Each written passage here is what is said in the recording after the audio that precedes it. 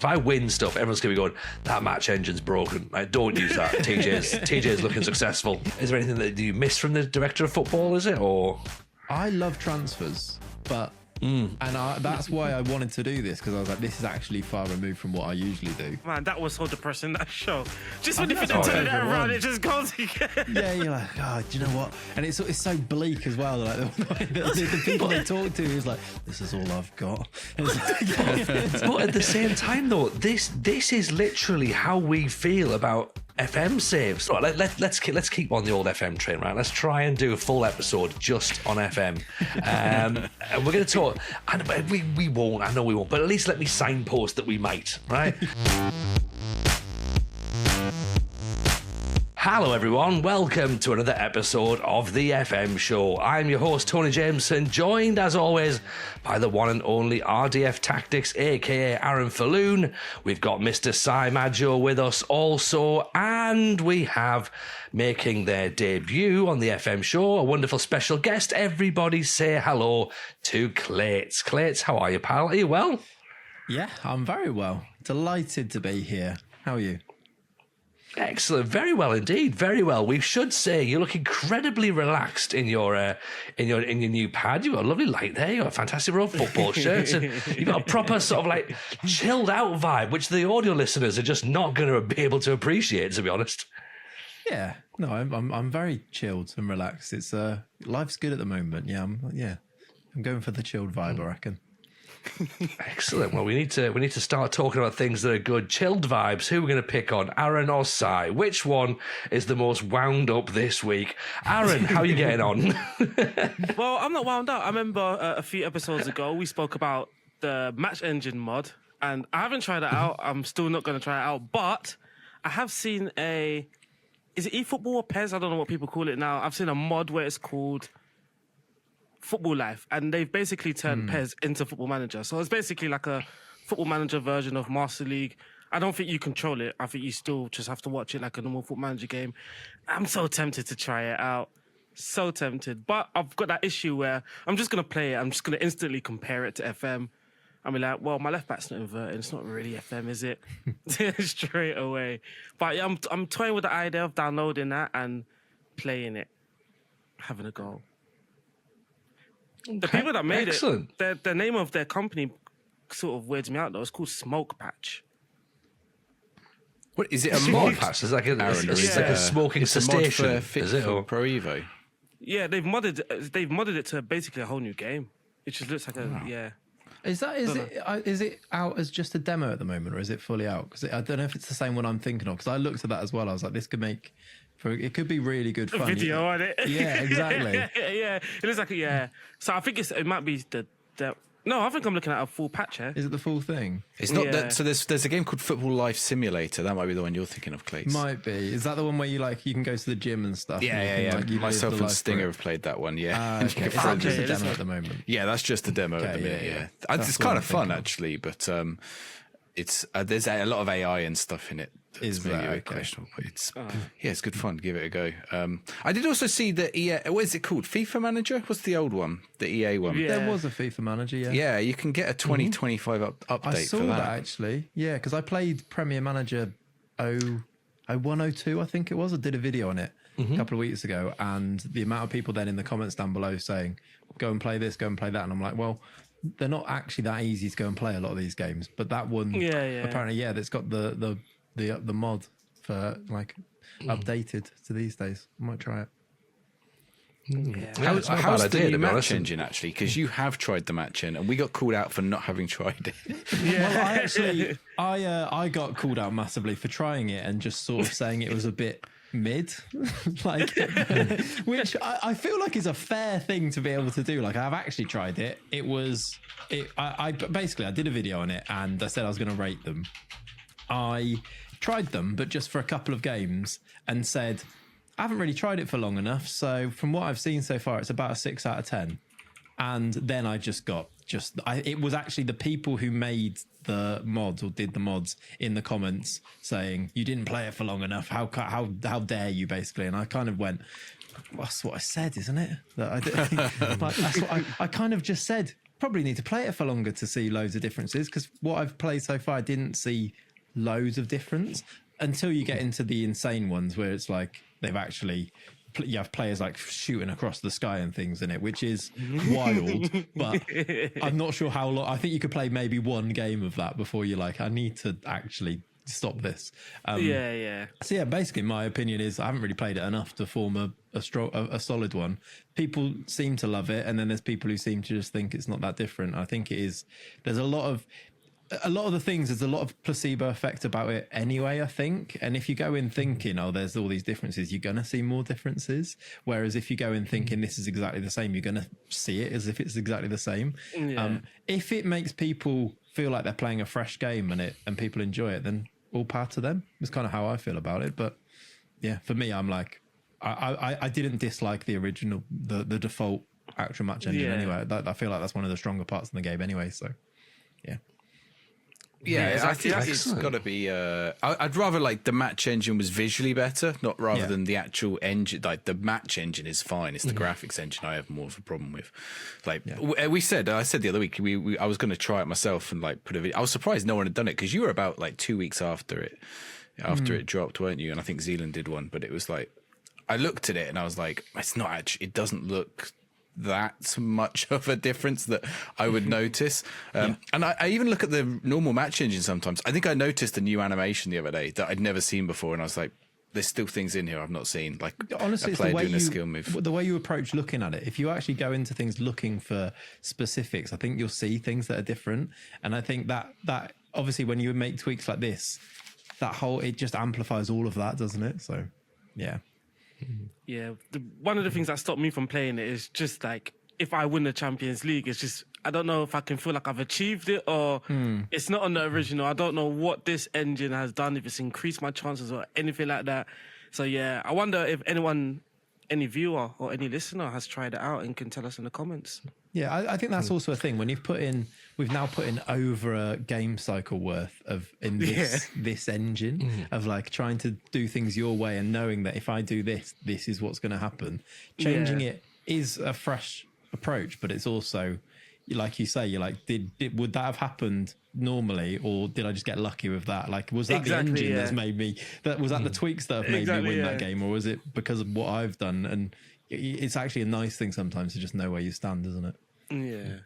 Could you imagine a stream showdown where the twist was the match engine tweak in every game? Every game you've got a different match engine, so you don't know what's going to happen. You get tweak sanity or whatever it's called. I might be able to beat Lelujo then.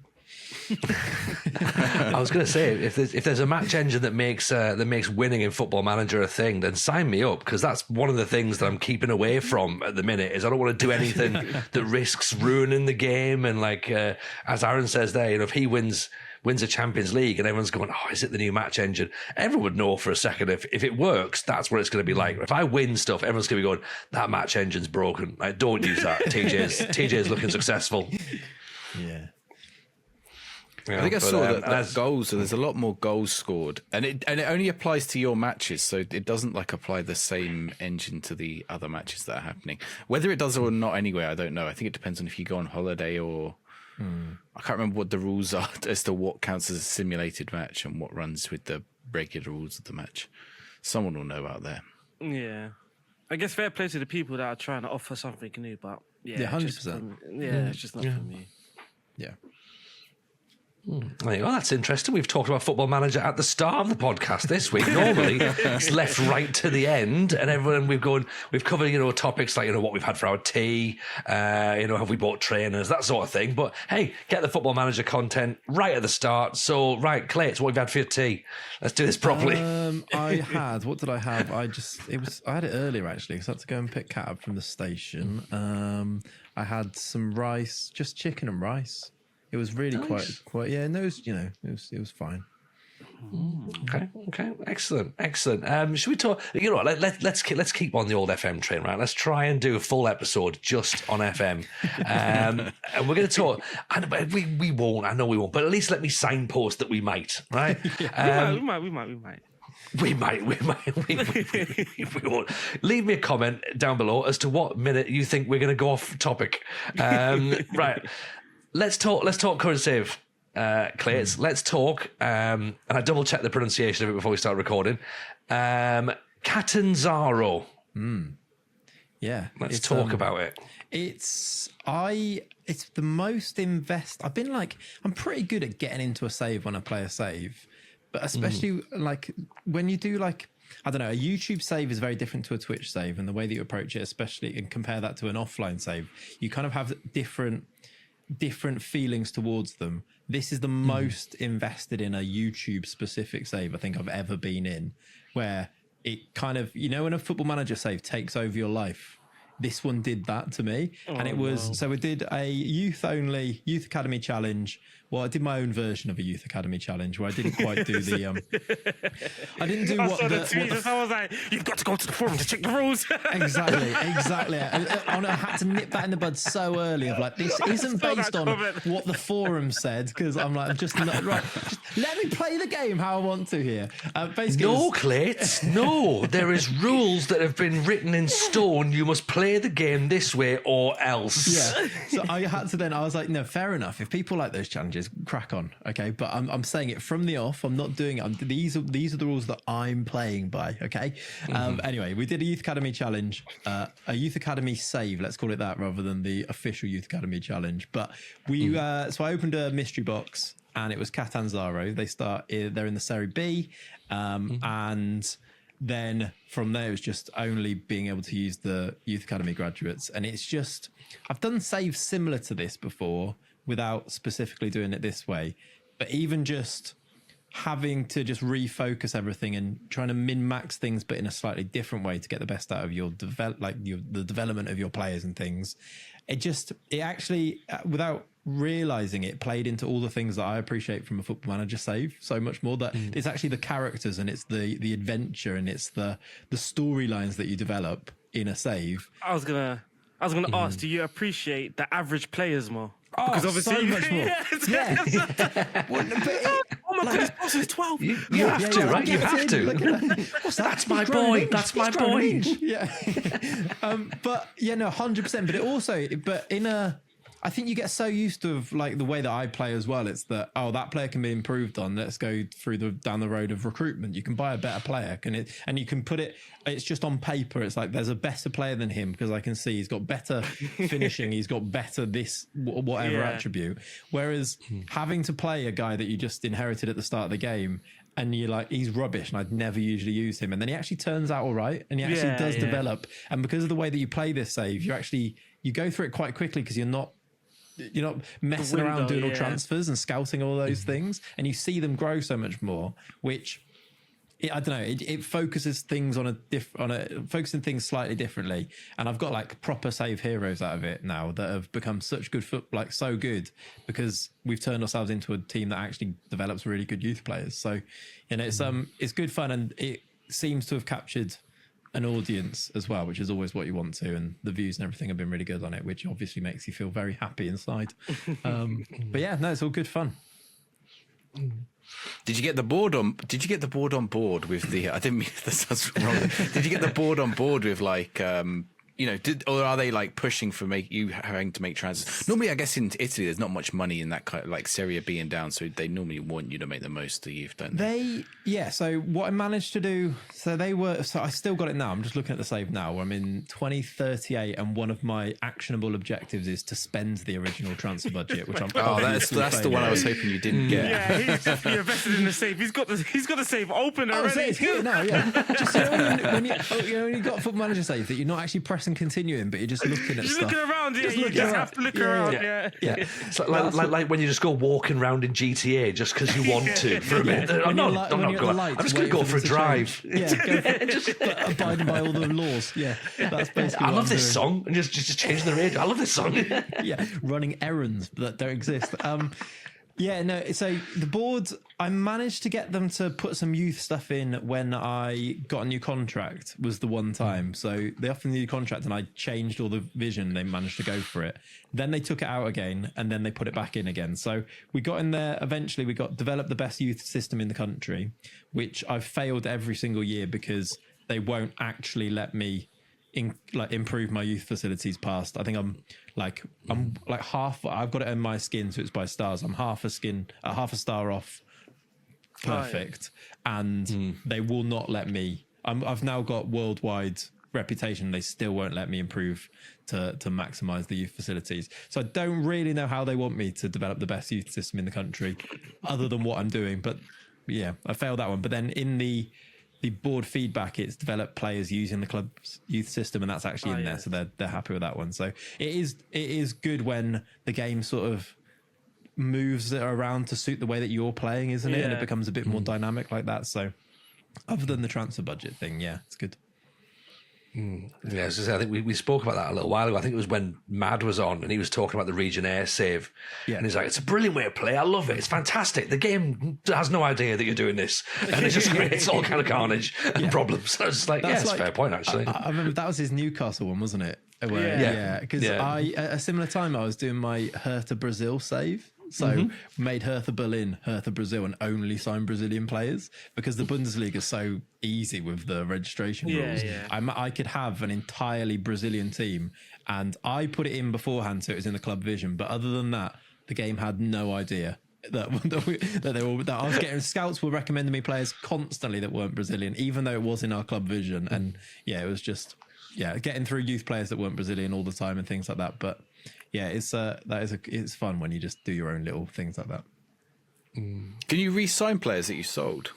That was the question. That was a tweet. So I put it out there knowing that I was going to do whatever I wanted to do anyway, because I think that's just, I think you have to. And I tried to justify in the video as well. I was like, so yeah, we had a player that wasn't like one of the best ones, but then Chelsea bought him, and I think I sold him for like 6 million, and then knowing that he's probably not going to play when he goes to Chelsea anyway, because that's what the AI teams do all the time anyway.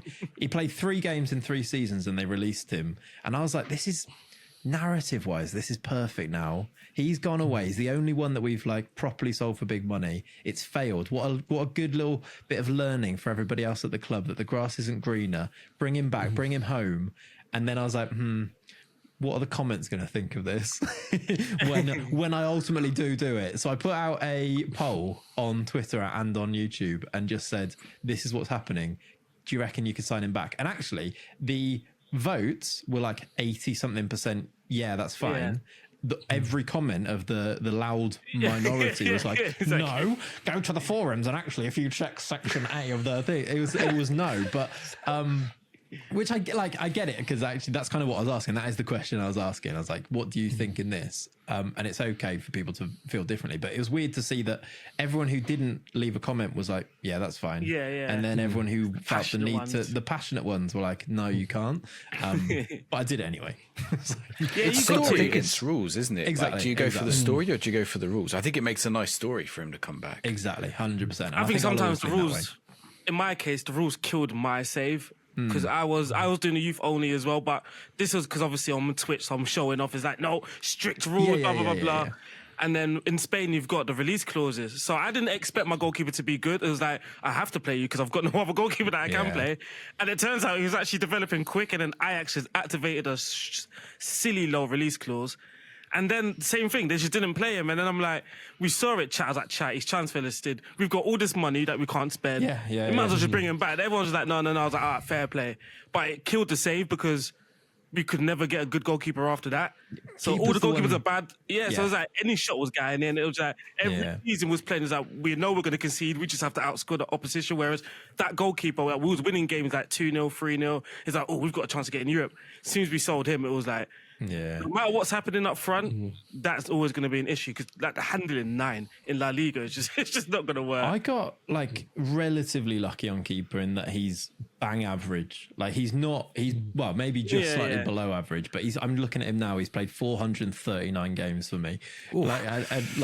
He's 30 now as well, so he's actually. We've almost seen the entirety of his career, which is quite cool when that happens. Like 30 for goalkeepers halfway nowadays. Yeah, he's got 400 games in him, hasn't he? He might get 1,000 appearances. But yeah, no, keepers is the one, because you can't and also if you get a good one for your intake, you're like, well, he's not actually going to be very good for another 4 seasons now. So you're like, actually, you're kind of stuck in between. Whereas, you might have a more of a revolving door of other positions, don't you? And I've got this issue that the game kept giving me like 5'10", 5'11" goalkeepers as well. I was like, cheers, jump and reach 7, cheers, Slow strikers, slow wingers and slow strikers probably as well, right? But super fast centre backs. That's the worst thing. Like up front, everything was going well.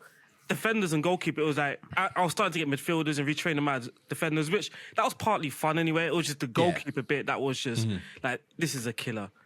Because I wasn't getting the average. It was like they are really bad. It got to a point where like I got 4 keepers. It was like, all right, you've conceded too many last game. Just put this one in now. Yeah. Your turn. It was just like that. Yeah. I mean, you say here though that these young players are bad, Aaron. I mean, you're talking, and there's someone on the podcast here who's, managed a team in Finland with a transfer ban and looked at dreadful young players coming through, and they were making first team appearances because we had no other choice, right? So, you know what I mean? Yeah, I'm looking at my centre back as well. Just speaking of, I am terrible for signing the taller players because they just are so much more effective, aren't they? I've actually had to use a 5'10" centre back throughout the whole save. He's played 376 games and he's 5'10", 8 jumping reach. He's done, and it's luckily I got a defensive midfielder in who I think he was number 1 in the next gen. He's 6'5" with 20 jumping reach, and I'm like, it's fine. We're all good. We're all good because at least we get those set pieces and things. We're a bit sorted because of that. But that's what you need it for. 2 players for the set piece at least. Yeah. And then, I mean, when are they dealing with crosses? Maybe, but a 5'10" player can deal with a cross. Also, as well, I saw a long kick and my defence just flat tight. Well, no, it's when they just run out and run underneath it. Like, what are you doing? Well, this is what I was thinking there. Like, if you've got a 6'5" defensive mid, then he's the one that's cutting the balls out, innit? And then little Franco Baresi behind him's being like, you sort that out. I'll get it if it's on the floor. You do still have to think like that, though, because I remember it was like 4-3-3, and it was the same thing. Like, my DM had to have like certain attributes if my centre-backs didn't have it. Yeah. And it was almost like, well, if I don't have a natural DM, I'm going to have to retrain a centre-mid who just going to have to do the job for me. It also, like, this save my usual way would be, this is the system I'm going to use. This is the tactic that I'm going to use. Let's go and recruit all the best players that go into this system. Whereas you actually can't do that. So you're actually like, these are the players I've got. You have to flip it and think, these are the players I've got. How am I going to get these players into a team of 11 that get the best out of all of them? Like, who am I going to sacrifice? Who am I going to retrain? But then when you're retraining, you're thinking, how much of their ability am I sacrificing here? Like, I'm eating away at the current ability here. And I'm like, oh, God, you really get into it like that, don't you? So my tactical thing was just like, if he looks like a 3-star potential, then I was like, okay, I can sacrifice you. But if I've got like a 5-star attacking midfielder, I'm like, you have to play You're an attacking midfielder. Yeah, exactly. Yeah. That was the question I was going to ask at that point, because of the fact that everyone's got to come through the youth academy and the youth system. Are you looking at some of these players and going, right, this guy says left midfield, but you're looking and going, well, actually, he's got an attribute that I could play in a different position. Right, tell you what, you're going up front. Actually, we're going to change you. Just I've literally got these 1 or 2 attributes that someone looks like they might be half decent. I don't care what you say you are. This is where you're playing, and this is what you're going to be going forward now, and we're going to retrain you. Yeah, well, yeah, basically a little bit, and unless you think, like Aaron says, unless you think he's special, and then you're like, I'm not doing anything to you because I need to try and get you to the top of what you actually naturally would be.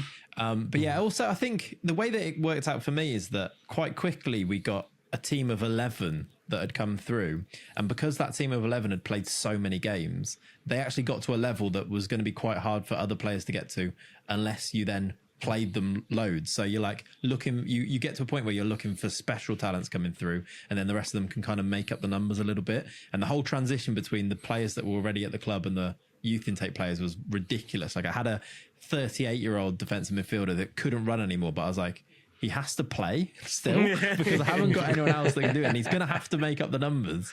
And I've given you a 5-year contract now with a +3 optional, so like, you're going to be here for a while.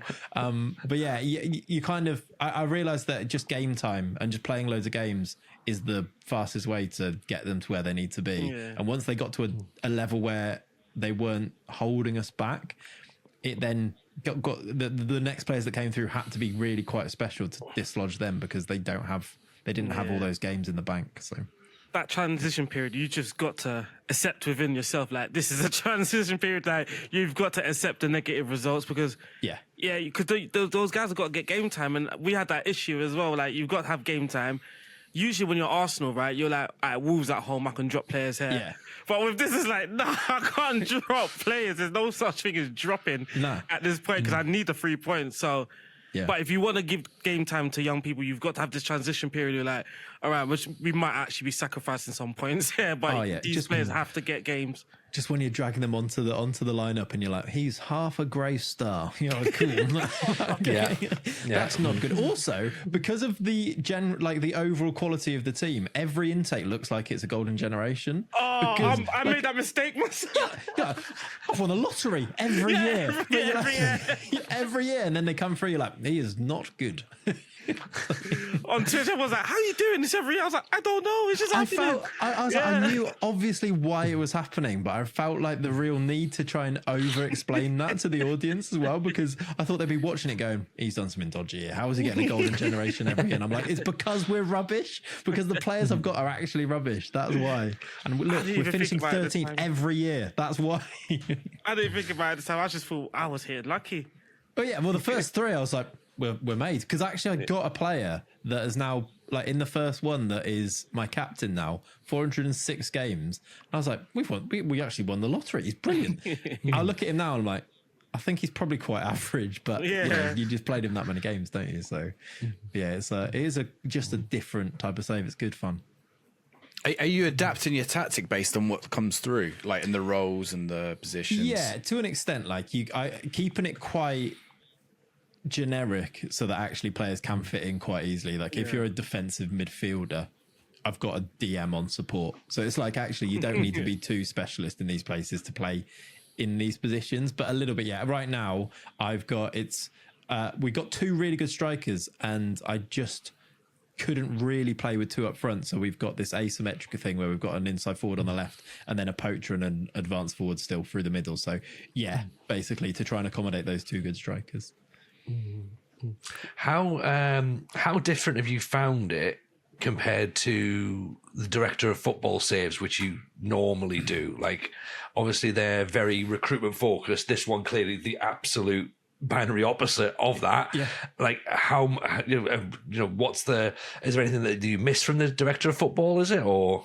I love transfers, but that's why I wanted to do this, because I was like, this is actually far removed from what I usually do. Like, I wouldn't choose to do this because I think I just love transfers so much. My whole thing, the thing that I spend most time doing is like really diving in and trying to find players that are going to be better and trying to work out, is that guy going to become better? Like, what's his potential? That type of thing.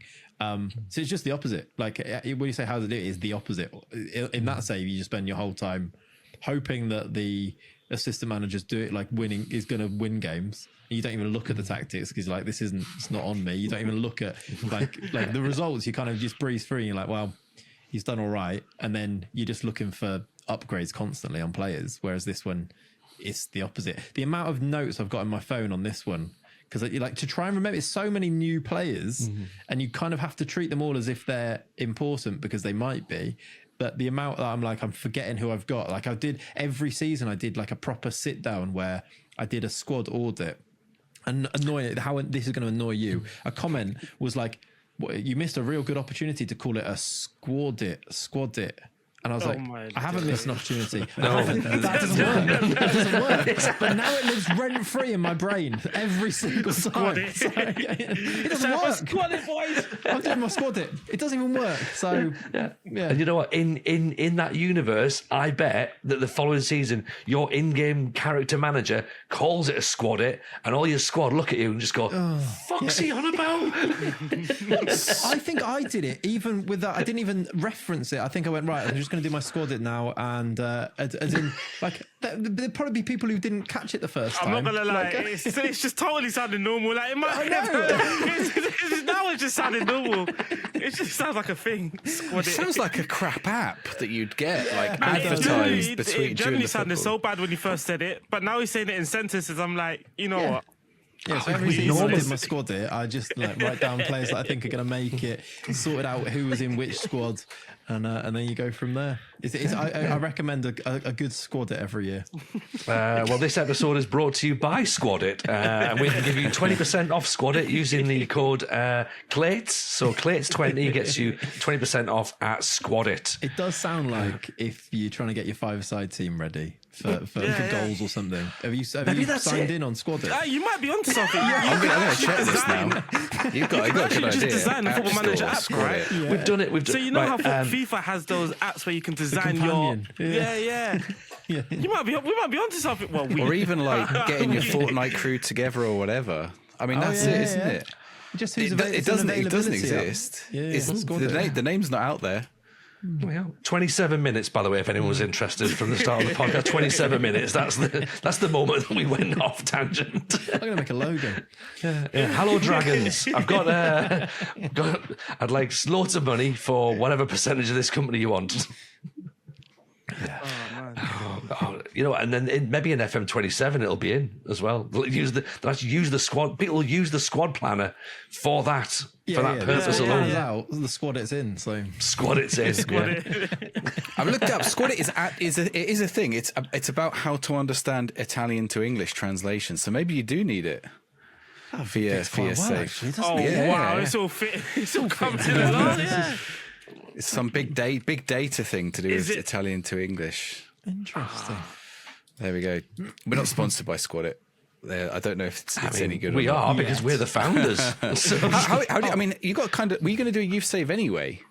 Because Italy is like, I mean, you got Calabria, so you got like prime Italy as well. You got a really nice spot. Well, actually, it was. So I knew that I was doing this sponsored video with the mystery box, and I wanted to do random team, like challenge, whatever that challenge might be. So on Patreon, I just said these are it was like free transfers only, or I can't remember, some different ones to choose, and just did a poll. And youth only won that one, so that was why. But yeah, I was always at some point I wanted to do a youth only one anyway, and then it worked out really nicely that then it was Italy. So yeah, you're right, because it's like I think Palermo are the main of the team in the area that would get the youth players, but yeah, Palermo will get them because they get the whole catchment area for Sicily, which is pretty big. By the way, speaking of Squadit and the Italian to English, listen to this name that I've just got through the intake: Francesco Pasqualiccio. That it might be the most Italian name. Jeez, yeah. So yeah, he's in the team just for his name alone. He's born in Sorianello. Where's that say? I think that is in Campania. I think it's in Calabria, sorry. Or nice, Campania, one of the two. They're next to each other. Naples is Campania and Calabria is the bit underneath. At the bottom of the boot, for those who don't know. Yeah. Can I take a wild guess as to what his newgen face looks like if you haven't got a pack? Has he got a mark he's got eyebrows, across his face?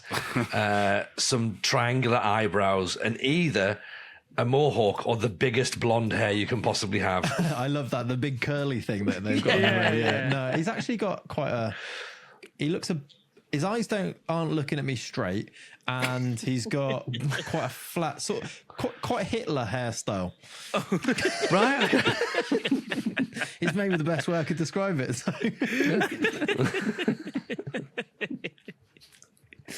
Plays on the right wing, I'm guessing. Yeah. No, he's right winger. Yeah.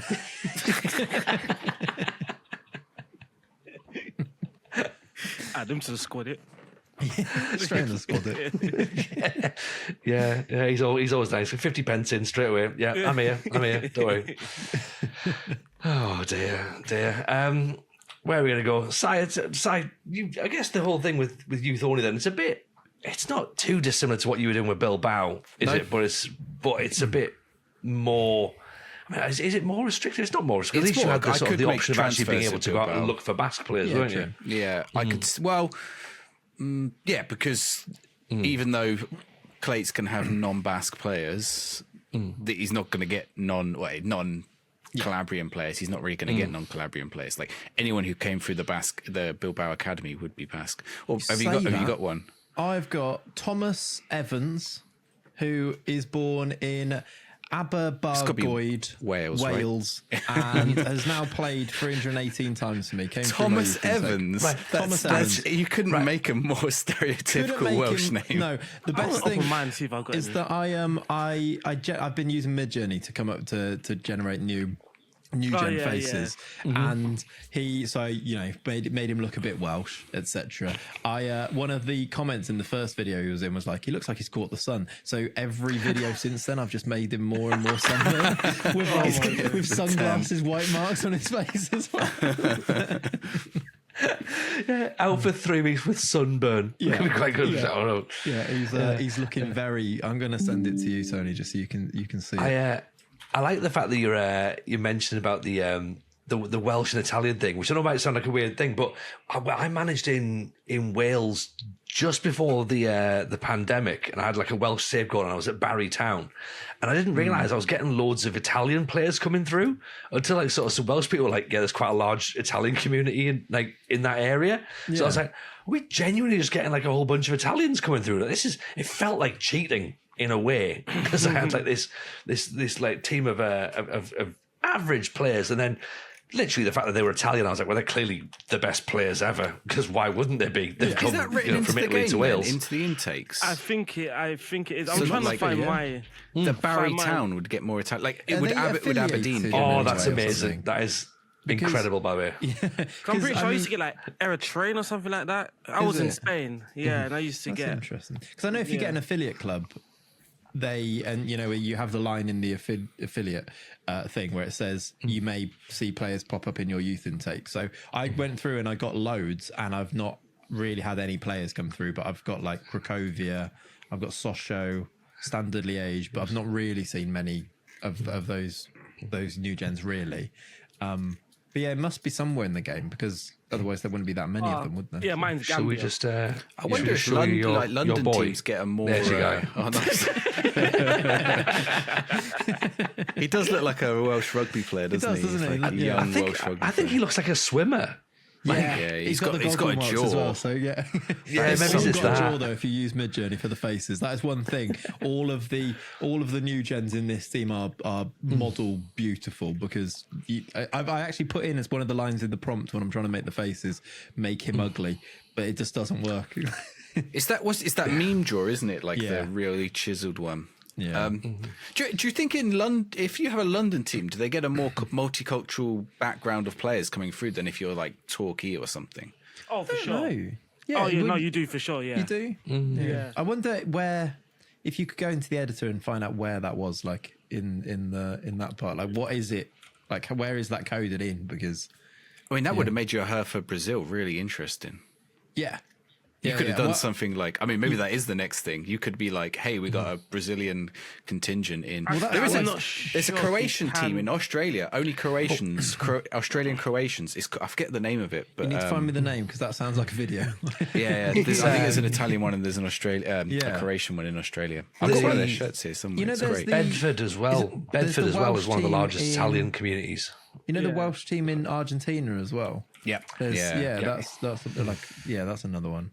And there's a Chinese in Portugal, which is what they called something dragons. Oriental Zealand Dragon, played is as it? them New before, Zealand's, didn't wasn't it?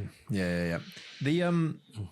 There's in that Hertha save we did have. So I set up that we had an affiliate club. Who was it? It was, Hertha Bahia, I think it was, and then so made them an affiliate. So we did get some Brazilian players coming through our intake just because of the affiliate club, and but yeah, not loads. But if there was something you could put in there that you could edit, it'd be really cool, wouldn't it? Beforehand. Yeah, I'm not sure if you can. Yeah, I don't think you can edit. But yeah, I'm just going through Arsenal and my youth only save like 2013. You can see there's Jamaican players in Trinidad and Tobago. You definitely get some. I've got an Argentinian randomly, Polish. recently, Cote d'Ivoire. There's a Norwegian, English guy called William Egan. who's William Egan. English. I swear these names are stereotypes. You're not renaming him, are you? I got a lad from the a Cote Scottish guy d'Ivoire called and Blythe Jordan Spartans McTosh once, and I'm next to like, something. there's no one's moved up to Blythe from the Cote d'Ivoire. Do you know what I mean? Like, I'm sorry, that's like something's happened. Like, come on, how are you here? Like, of all the places you could like have a wonderful life, Blythe's lovely, but it's not. But you know what I mean? Like, A lot of them have got second nationalities as well. Yeah. That's what I'm seeing in mine. Yeah. Yeah, Italian Argentinians, there's a lot. So you'll probably get quite a few of those, particularly from that part of Italy as well. You know, that's why there's always like Napoli. They love their Argentinian players. Yeah. Yeah. so is this sort of like how you might play in the future? Then is it, or is it just like literally once you get this one done, you're on to the next challenge? Because most of your stuff is long term as well, isn't it? So Yeah, relatively so. Like it'll be like I'll just invest a whole load of time playing it and then do longer videos and do like that. But I think it just opens my eyes a bit to try all of these different ways of playing. Take what is the challenges on the forums and not ignore some of the rules and do it in a way that I think is going to be fun. But I think that's kind of where we're at with Football Manager at the moment, with having no new game, is go and play these different ways and try them and have fun with it a bit. But yeah, no, it's I don't know if I'll do it again for a while, because it feels all consuming, but it is really good fun. Yeah. yeah, I mean, speaking of all consuming and playing things that are long term, and then like sort of trying to work out ways of having FM content spanning however long it's going to be. I mean, let's go back to Melilla. So is it Melilla? Yeah, I mean, like, just make a film. Why not just make a Football Manager film? Gone at 20-minute videos or 5-year rebuilds. Just I'm going to make a feature film. Why not? Yeah, that was. I'm trying to do another one now, and it's like, because that one was so good, and because I literally no-lifed it for I don't know how long it took, but it was like morning till evening, like playing, edit, play it, edit, play it, edit. I'm like, I need it to be the same type of vibe, and it was the vibe of that video I think that people liked. I think I'm trying to do another one now, and exclusive. It's going to be, well, it is, because I'm mid save. It's trying to win the Champions League with Asian players only. So it's Astana in Kazakhstan trying to win the Champions League with them, but in movie style, which is nice. Yeah, so that's what I need to fully focus on, I think, next. It is tough because like I tried doing it. I just can't remember what I did. I accidentally deleted half my files, and like that's the worst thing. But I think it was all my voice files. But it was like, because you're making notes as you go, and because you don't know where the story. Like, this is what you were hinted at earlier. You don't know which players are going to develop, and you don't know where the story's going to go. So you've got to make notes on all your intake. Yeah. But it might be none of them actually do anything, or it might be one player scores the Champions League winning goal. And because you're making the movie of it, you've got to put I forgot what it's called, but like, is it Chekhov's gun? Like, you've got to put something in at the start.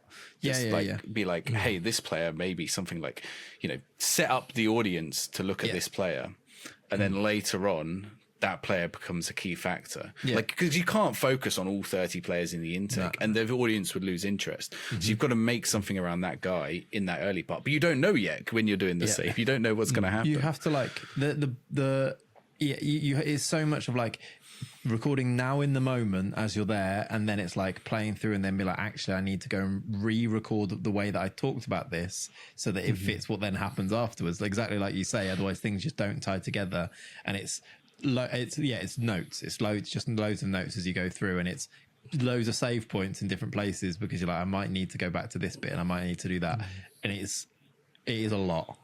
That's why I've only done 2 of them. do you find as well, because the way you've described it there, like in my head instantly I'm going, no script, brilliant, this sounds perfect, but then also thinking probably need a script as I'm going through here, which again is really difficult, because you can't, as I said, you can't plot point because you don't know the twists and the turns. I mean, I find it, and again, I've said to the lads before, like trying to do let's play content for YouTube, I've got like screenshots and save points and little clips and stuff, so many that I've just confused myself as to what I've got, and I've just went, I've got no idea. Like, so I'm just going to ignore it, and we get to the end of the season, and I'll do an end of season roundup, and I'll forget, and then I'm 9 seasons in and go, wow, there's another year where we're not doing YouTube content, and then away I am.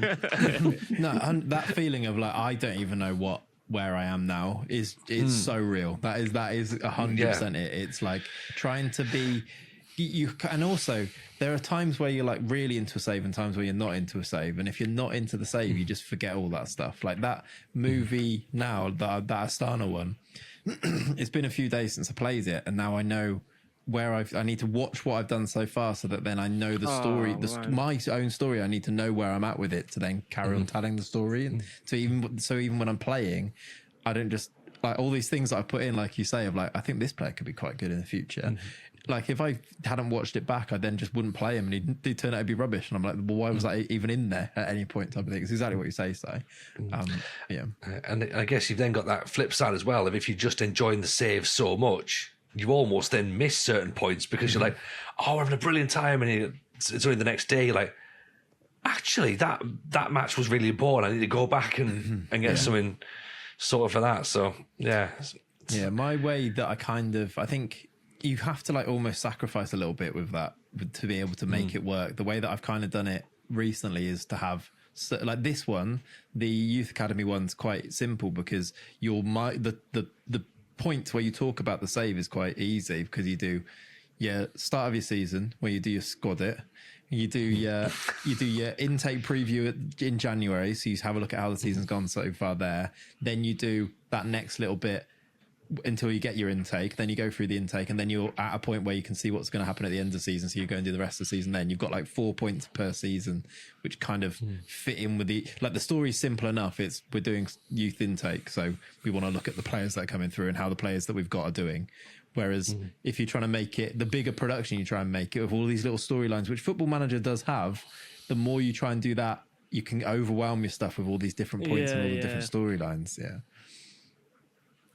That's right. I mean, I've been doing this. I've been playing as Sutton United, like trying to get them to the Premier League. They put out that challenge, and the idea was to put it into like each season will be like one video, and then like put it together at the end. But it's like I've like gone through all the seasons and made all notes. But last night I started going back through to my season 1 ones, and I'm like I've mentioned players that didn't even play. One game, they just got released a year later, and because I moved up the divisions, it's like some things just were irrelevant, because I thought a player that was probably going to be a potential youth prospect, actually by the time he gets to the point where he should be good, he's we're well beyond him. And it's just like weird things like that. It's like, okay, how do I fit all these little pieces together? Like, and going back to the first season and trying to work it out. Okay, what can I make relevant now for the later? And there's even other things things you can't really be in control of. You can't really control how well you do, unless you could save scum it, right? But to win or lose games. But I don't really want to do that. I mean, people will probably accuse me of it anyway.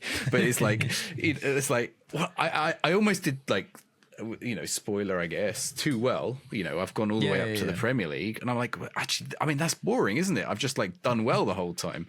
Thankfully now I've hit a big dip, but it's like no one's gonna want to watch 5 seasons of me winning everything, and then 100%. And I think all of those things are such normal ways that you feel about it, because when you're in one season, you're like, this is really important, I need to make a note of this, I need to make sure focus on this, and then it actually, because the nature of the game, a season later, you're like, none of that matters at all. Actually, we've just been promoted. And then that's the whole, that's why you put these extra challenges in. That's why you do things like Youth Academy only, so that you don't just have that flying up through the leagues and you don't actually have a story there, because it is just boring. Because at the end of the day, if you wanted to, most saves, if you wanted to just win, there are ways that you could just win, because it's not a save scumming. Obviously that would work, but things like the different systems you use and things, it's not a hard game at the very essence of it most of the time, unless you make it that for yourself. And that's where you kind of that's where you have to manipulate it a little bit to be like, okay, I'm only going to do youth players here, so it will be hard, because actually unless I get lucky, I'm going to have rubbish players and I'm going to finish 13th about 6 times out of 8 seasons, which is what happened. And that's where the trick is as well with the YouTube series as well, isn't it? Trying to keep the interest in. We finished 16th 4 years in a row. Like, it's not the same as when you're on Twitch and you know, you're able to tell the story and add more context to it, and people can see how you've progressed over that season. And go, yeah, we're not going to get higher than 16th. We're in for a bit of a tough run. It's fine, we understand it. But if you've watched 4 YouTube videos in a row where you finish 16th every year, you're lucky if you've seen the third one, because you go 2 seasons 16th. Well, they're not, unless they win the league. What's the point? Like, they've already checked out. And yeah, I guess that's the bit where the YouTube Twitch difference really is highlighted, I think. Yeah, it's completely different. Yeah, exactly that. And actually then on Twitch, you've got all of the conversations and everything around the save, which is the reason why people are watching. It's not just where you're finishing in the save, whereas actually people are watching a YouTube video because I think they're way more actually watching the save on YouTube and watching how you're doing in the game. Whereas on Twitch, I don't know, at least in my experience, it feels like the game is a lot of the time very much secondary until you get to the actual situation. Yeah. I remember that's what happened with the Birmingham thing, right? Like, I remember I picked Birmingham. It wasn't that much of a challenge. Like, you're Birmingham League One, you're going to get promoted. Yeah. But I just thought, like, a quick rebuild, whatever. And then, like, we got to the Championship, got to the Premier League. And then, like, we won the Premier League in the first season. But I remember, like, that season, everyone was so invested. But it was, like, everyone's intention, like, everyone was so invested. As soon as you win the league, everyone's like, well... We've done it now. Yeah, but that was only 3 seasons. I'm like, well, I'm not done yet, but everyone was done. And then you get that feeling like you're playing the second season and now you've become a good team and you're just beating like Tottenham, City 4-0 at home and you're like, god damn.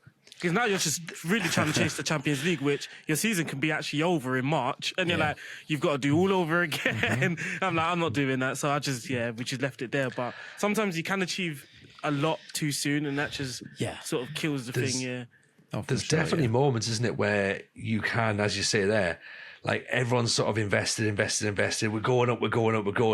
Then you get up, and then you just, as Si said there, you're almost too good when you get up, and everyone goes, "Oh, this is boring now." Like, and they all just check out, and it's not like even like everyone doing that. It's probably a small percentage of people do that, but then you, as the streamer, you catch on to that yourself. And if you have a tiny amount of you that feels like that, you're constantly looking for almost like people to prove you right on that. You're looking for people like, I think this. And as soon as you get that seed of doubt, you're like, No, because when I was getting close to winning it, I was like, I'm gonna post it on Twitter. Like, I want everyone to know I'm the goddamn man. Then when everyone's like, oh, you done it. You wake up the next day and like, no one's talking about it anymore. It's just like, oh, goddamn. What you need to do, exactly. What you need to do, Aaron, is you need to really get that season up and down, and then Clayts, when it looks like all his hope is lost, then you plug in your tweaks and your markers and stuff, and you start. That's what I'm saying. That the first season we wasn't even going for it. We've done this before, haven't we? Yeah. And then we get the great crescendo, and it's great. We weren't even going for it, but it gets to a point you're like, well, you're not going to lose games on purpose, and then you get to like December, and you're like, I'm going to push us to see if we can actually do it, and then and we beat Tottenham, which obviously, of course you do, because that's what happens. That's what Tottenham do for you. And then it just killed the save. It did kill the save. And you don't actually feel like the man. Like, after you've done it, you're like, well, I did use near post and... Yeah, exactly. Like,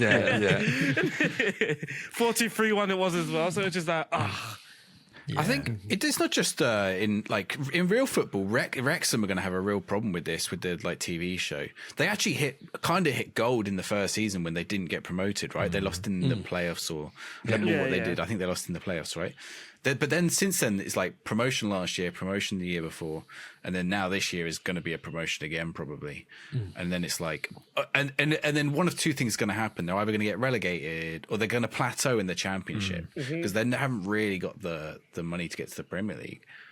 But like as a TV, like for a TV series, it's like, well, where do they go? Because at some point it's like it's got to go up, but it's got to have some downs as well. And at the minute, it doesn't feel like it has downs, right? If you watch other good football documentaries, like the QPR one, it's like a real disaster documentary. It's great, actually. Sunderland The Palace one one's was the really best one, interesting as well. Sunderland had a lot of down. In Yeah. that. Yeah. Very so little up. invested. The Sunderland there wasn't really any ups, was there? Yeah, there was So- no ups. We still You got so haven't invested. filmed the ups. You get so invested, but now I want them to actually do it again. Like now they're doing well. I'm like, oh god, I want to see some smiles on faces now because if it was just all doom and gloom, I want to see that guy with a smile on his face now.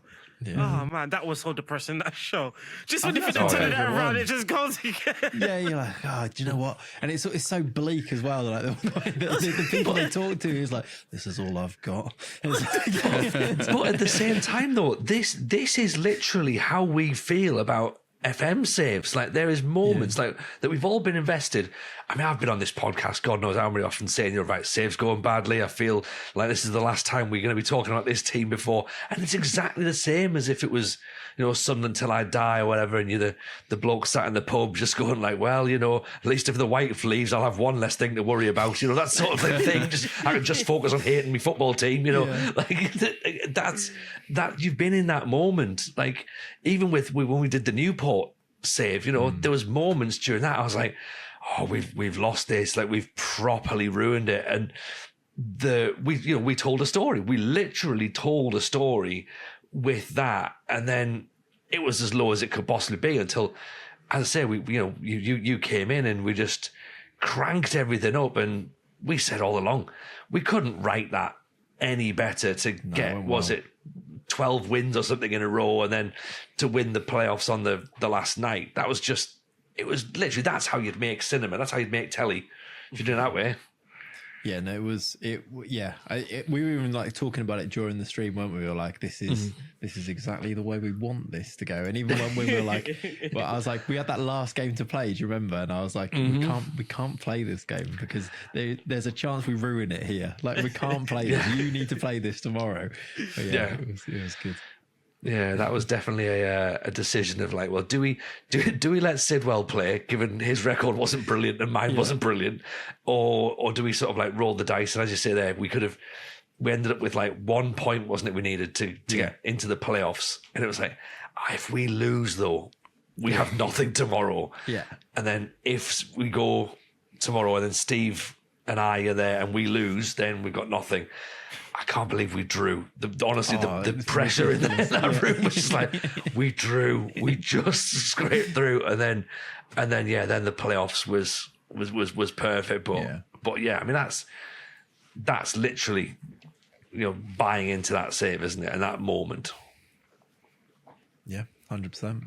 100%. That is, like you say, that's the beauty of it. When you get those proper saves where things look like they've gone wrong and then it looks really improbable and then it works. That's the ones. Like I've had I've been really lucky in a few videos this year, like right towards the end of it, where say like I need the other team to draw. Actually on Twitch the other day as well, we were going to win the Bundesliga with Wolfsburg, but only if Bayern played Dortmund and only if Bayern dropped points and we won our game. And I was like, we can win our game, but you're still relying on Football Manager just to do its thing. Yeah. And they drew 0-0. I think it does it. Like, I think it does maybe a little bit. Just I think it does. 100% does, man. The amount of times, like, I've gone to later scores, like, literally love. I'm like, we need this team to lose. But every time we need them to lose, they somehow lost. Sometimes they got battered as well. It's like 5-0, like, Football Manager, you're just showing off now. Yeah, I think, I mean, hopefully it does, because that's just the drama you actually want, isn't there? But it is. Especially with it being 0-0, I was like, even our whistle went, I was like, technically they could still be playing here. My lads they're getting the trophy, but if they're still playing, they might score. They won't obviously, but imagine that. Like they just stop the trophy presentation and take it away from you. It's that final whistle with Man U at Sunderland in it when Man City win the title and all the players that sort of look around being like, what's happening? Like they need to have put that in Football Manager, put games ending but other matches still going on. That would be like a clip of a different a little window that comes in, shows you what's happening in the other game. Or you can pull up a little phone, everyone's looking at their mobile phone. Yeah. That'd be good. Yeah, you said that's a good idea until you're 3-0 down early in your game, and now you just got to keep watching the other team score. They've scored again. It's 4-0. But again, though, we've said that there needs to be a way of making big games feel big games and feel like there's something different and something riding on it. I don't know well, I know how easy it is. It's probably quite difficult to have different sections of the stadium maybe reacting if there's a goal going in, because not everyone has the iPad tablet up as part of their skin, so they're not looking at latest scores. There could be little things that happen. If you hear that the opposition have scored another game in real football, they would react, or they would have a bit of a downturn. But so there could be little things to react to. Yeah, assistant giving you a little message. You see your players, like the morale of them drop a little bit because they've just heard the news. And actually, you're like, I'm not telling them. You can choose whether you tell your team or not. The other team has scored. Yeah, sometimes it would inspire them. Sometimes it will deflate them. Yeah. Also, as well, sometimes the message is wrong. Everyone's cheering and the goal's been disallowed. That was happening drama on the final day once. I think we were playing Wolves, and I think City is one of their ones where I think it was like Liverpool were in front. Liverpool behind, and then they turned it around, and then City were behind. And I think there was like the Wolves fans pretended that City had scored or something, and then you see the ground like go up, and then it's like that's not even true. Like they literally. I remember that. Yeah. That is cruel. It is so cruel. It takes thousands to get on board with doing that as well. Yeah. Yeah, that's cruel. I want that in FM. Yeah. Yeah, shithouse fans. Yeah. Yeah, definitely. Excellent stuff. All right, well, so let's start to round this one off then. So we should probably say as well that you picked going full time at the wrong time. This is sort of what we'll end on, really, I guess. There was a massive announcement. Clayts goes, big news, everyone. I'm going full time. Football Manager gave you a lovely shout out going, well done, Clayts, great work there. And then a couple of weeks later, it was like, sorry, hey guys. People blaming me. I had people blaming me because I was the last thing that the FM account tweeted. Yeah, that's their transparency, isn't it? Yeah, they're like, we're going to be really transparent. The last thing they tweeted was like, "Wow, congrats, Clayts," and then nothing from them for months. And then I was like, "Good time, this will be good." Like the delays actually worked quite nicely because it could only be then because I moved house, left my job and things like that to be here. Like I sorted the mortgage and things, like timing it all lined up. It was like it wasn't a case of, oh, maybe I should wait and see because of the FM thing. It was like, it's now or it's never. So I was like, we'll like go for it. Obviously the game will be out in a few months. It'll be perfect timing. And then what game? Although I actually think there's pros and cons of all these things, isn't there as well? And like there's the I think people there's either like a downturn because there's a slightly less competition and things, or there's the people are having to be a bit more, I don't know, imaginative with the way that things are done. And I think actually what I'm just finding is that the audience is still very much there. It's just you just don't get that big boost that you get at the start of a new game cycle, which eventually hopefully we will do again, because hopefully there will be a new game this year. But it was not great news. I didn't like that when they did the announcement. I had people tweeting me going, "Well, that sucks for you." I'm like, "Yeah, clearly. Thanks, mate. Thanks for pointing out." It's weird because I remember at the time, right? Because we spoke about, I think we mentioned you on the podcast, and I was like, because I always had this thinking of like, now the game's delayed, it's literally the perfect time to try different things. So like, in my head, I wasn't even thinking. I was like, "Oh yeah, it's the perfect time for Clayts to like for someone like him, he's going to try new content out and he could test the waters." I think it was Tony. I was like, yeah, but he's gone full time now. I was like, oh yeah, I didn't forget. I forgot about that bit. Yeah, that's the sticky bit. Yeah, that is sticky. Although actually, to be fair, it's going really well. So it's good. Excellent. And you know what? I think it gives us something to talk about during Patreon as well. If you're still about and you've got a bit of time to talk Patreon, we can talk about all the other stuff that you're doing and sort of the pros and cons of going full time at the moment that you did do. Because again, it's one of those things I think people are interested in listening to full time. I've obviously got Aaron as well as to how it works. So we'll do that in a second. If you are following us on Patreon, you will get the extra bonus content. Si, where can they find us for that?